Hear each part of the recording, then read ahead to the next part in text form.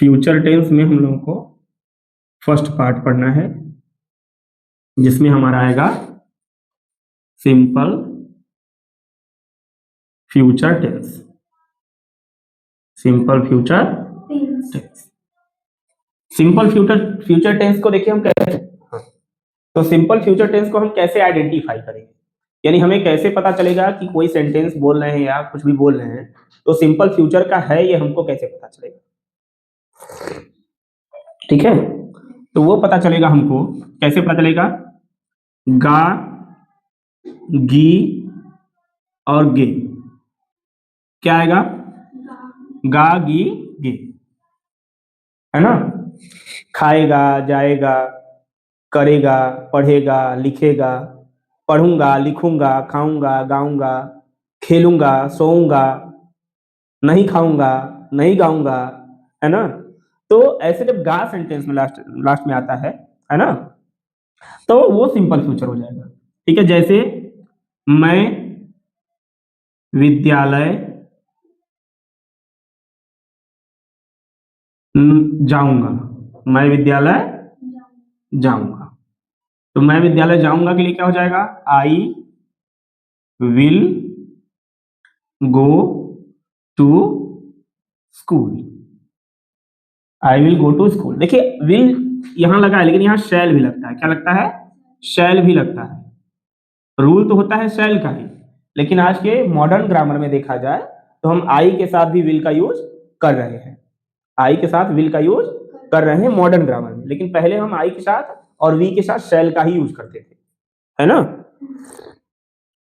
अब मैं बता दूं कि ऐसा क्यों होता है, यानी आई के साथ तो प्रॉपर देखा जाए शैल का यूज होता है, तो आखिरकार हम विल का यूज करते क्यों हैं? तो विल का यूज हम तब करते हैं बेटा जब क्या हो, वो जो सेंटेंस बोला जा रहा हो निश्चित हो। मैं इस विद्यालय जाऊंगा, तो विद्यालय जाना कोई फॉर्मेलिटी का काम तो है नहीं, विद्यालय जाना कोई फॉर्मेलिटी का काम तो है नहीं, जाना ही है। इसलिए ऐसे केस में हम आई विल गो का ही यूज करते हैं, आई शैल गो का यूज नहीं करते। इसलिए मॉडर्न ग्रामर में अब हम आई के साथ विल का भी यूज कर रहे हैं। ठीक है, आगे बात करें, अब रूल्स की बात कर लेते हैं। तो रूल्स की पहचान तो ये हो गई, आइडेंटिफाई करने के लिए हो गया। उसके बाद वर्ब की फर्स्ट फॉर्म यूज होगी। क्या यूज होगी? वर्ब की फर्स्ट फॉर्म का यूज करेंगे। ठीक है, और जो स्ट्रक्चर होगा हमारा सेंटेंस का, जो सेंटेंस का स्ट्रक्चर होगा, सबसे पहले हम लिखेंगे सब्जेक्ट। क्या लिखेंगे? सब्जेक्ट। फिर लिखेंगे विल या शैल, विल या शैल। फिर लिखेंगे वर्ब की फर्स्ट फॉर्म, फिर लिखेंगे ऑब्जेक्ट, और फिर लिखेंगे अदर्स। ठीक है, अब बात करें तो ही, शी और इट के साथ हम यूज करेंगे किसका बेटा? ही, सी, इट, यू और दे। इनके साथ हम यूज करेंगे विल का, और आई और वी के साथ किसका यूज करेंगे? शैल का, है ना। लेकिन मैंने बताया कि मॉडर्न ग्रामर में आई और वी के साथ विल का भी यूज हो रहा है, तो उसके लिए मैं आपको एक टेक्निक बताऊंगा। ठीक है, आई विल को शॉर्ट फॉर्म में हम कैसे लिखते हैं? आई विल को शॉर्ट फॉर्म में हम आई एपोस्ट्रोफी डबल एल लिखते हैं। क्या लिखते हैं? आई एपोस्ट्रोफी डबल एल। ठीक है, तो मॉडर्न ग्रामर में इसका भी यूज हो रहा है। इसका यूज करने से फायदा क्या होता है? आई विल लिखेंगे तब भी ऐसे ही लिखेंगे, आई विल लिखेंगे तब भी आई एपोस्ट्रोफी डबल एल लिखेंगे, और आई शैल लिखेंगे तब भी ऐसे ही लिखेंगे।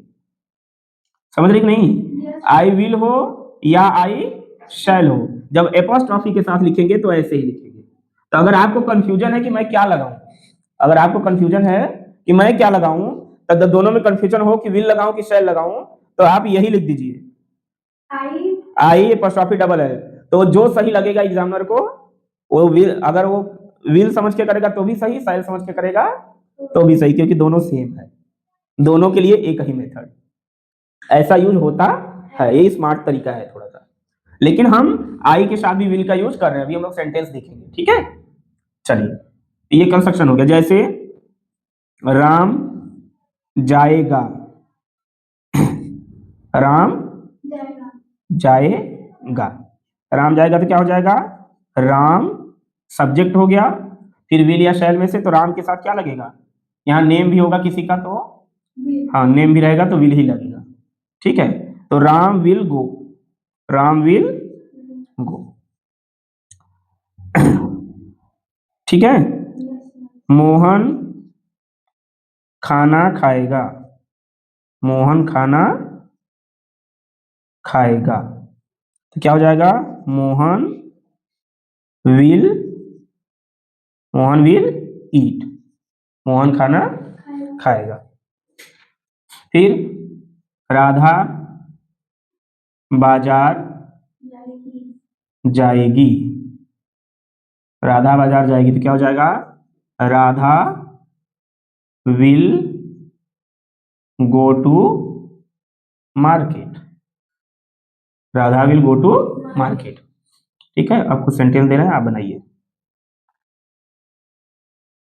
वह किताब पढ़ेगा,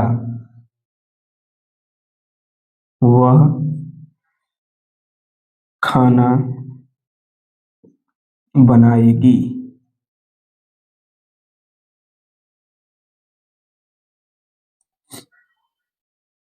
मैं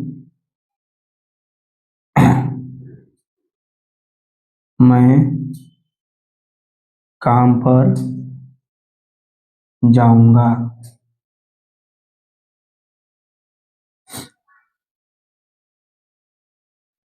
तुम सुबह आओगे, तुम सुबह आओगे, वे क्रिकेट खेलेंगे, वे क्रिकेट खेलेंगे, हम मेला जाएंगे, ठीक है। इस तरह से